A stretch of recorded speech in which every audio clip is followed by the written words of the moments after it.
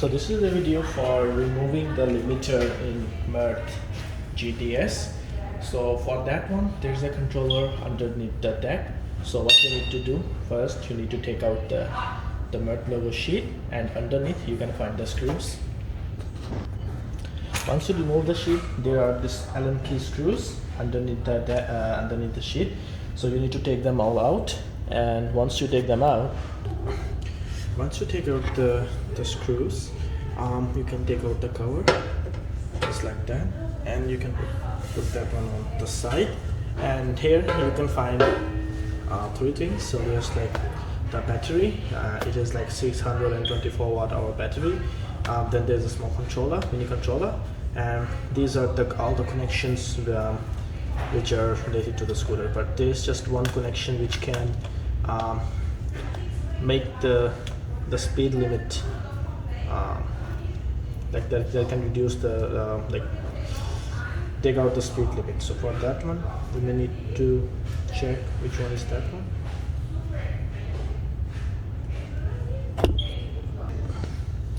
So after checking all the cables, so there is this one cable, as you can see.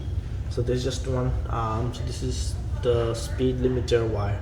So it will disconnect the speed limiter from the scooter, so it can go more than 25 km/h speed. So you can see it. So this is the cable. So the color is the same for all.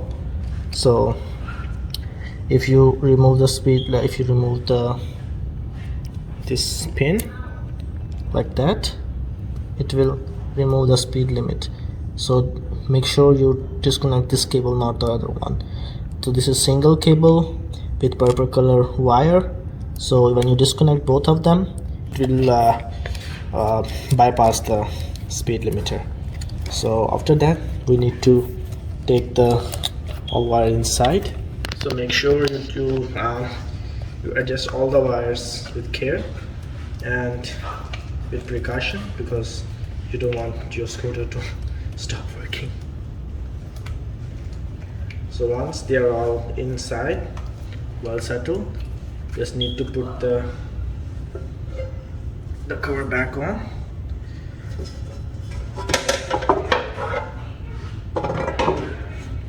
So once it is inside, it's time to put the screws in. So now the speed limiter is removed. Now you can use your scooter and you can test the speed.